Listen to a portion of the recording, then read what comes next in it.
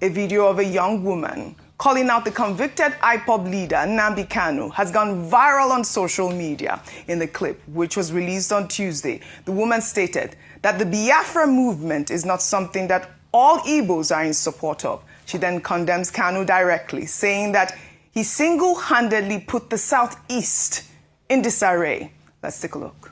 The Biafran movement is not something that all Igbos are in support of. So stop trying, I need people to stop trying to mash us into one. There is a divide already on this movement. Before IPOB, there was MASOB. How did MASOB run their agenda so peacefully? But when it was time for the IPOB, we are having chaos. The East is not what it used to be. We can't travel anymore. The UGMs are in play. The ESN are in play. My state is in shambles because I am from the same state as he is. You can't come out on Mondays anymore. You move, you get killed. Why is nobody saying anything about that? We are more worried about one man who put the whole of the East in disarray for doing the wrong thing. There's tyranny, there's treason. Are we going to advocate for a tyrant? You want a cessation, you do not go about it the legal way, and you put everybody's lives from the East into problems, and then you want us to stand behind violence? Has any of you taken the time to listen to Nnamdi's radio channel for 1 hour and hear the amount of hate? The hate! If I'm not in support, I'm not in support. You can't use my political ambition or my political stance to hold it against me that I'm not speaking up. Well, online, Dr. Abati, some have said, that a lot of Southeasterners feel the same way she does, but won't say anything publicly, while others question how his life imprisonment will stop the violence or improve the condition in the Southeastern states. Your thoughts on the two stories? Quickly, I think the lady from Abia State, she's from Abia State, should be commended for her boldness, for her courage in expressing herself. In that video, she started by saying Igbos are very smart people, book smart, street smart, business smart, and that nobody should accept or assume that every Igbo person, just because he or she is Igbo, is supporting the Biafra movement. And that it is wrong to keep saying every Igbo person should get into this trap of emotional responses that seems to be dominant. And she's not alone in this regard. Senator Oji Uzo-Kalu, when he commented on the subject, said exactly the same thing, more or less, to say that about 30,000 lives have been lost. Who is going to account for that? Livelihood has been disrupted in the Southeast. Who is going to account for that? And that people should just stop saying, oh, because you are Igbo, then you must support Nnamdi Kanu emotionally.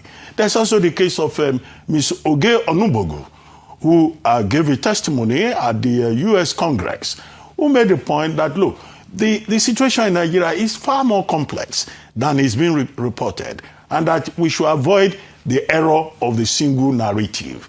Now, it's the same thing that that gentleman that you quoted, Zagozala Makama. It's Okay. an analyst group. Makama is an easier name period. to quote. Saying that, look, they don't look at the crime. They look at who the perpetrator is. And he's talking about stereotyping. That in every community, you have bad and good people.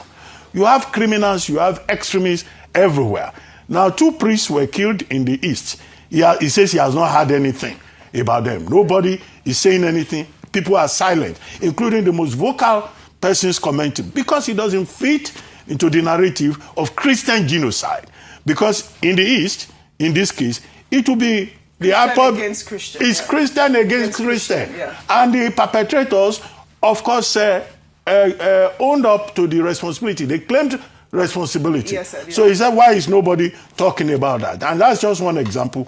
There will be many. So there will be many. So I also think Mr. Makama, is making a very good point about the need for care, about the need for people to just be careful, and not just be unusually emotional. Yeah. He said they talk of Fulani herdsmen all the time.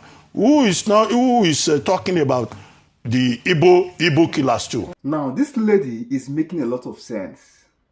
But listen, nobody is claiming to be ignorant or should claim ignorant of the pain Nnamdi Kanu inflicted on the East, on the Igbos, under the umbrella of demanding for cessation, using IPOB as a name.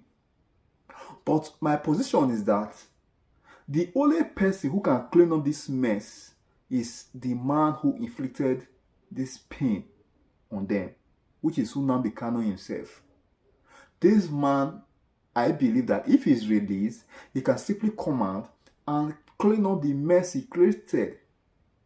That is my position. I am not ignorant of the fact that he inflicted pain, substantial pain, on not just the Igbos, but in the country, on the country at large. Because the economic health of the Southeast was crumbled. It crumbled under the guise of this sensitization agitation. You understand?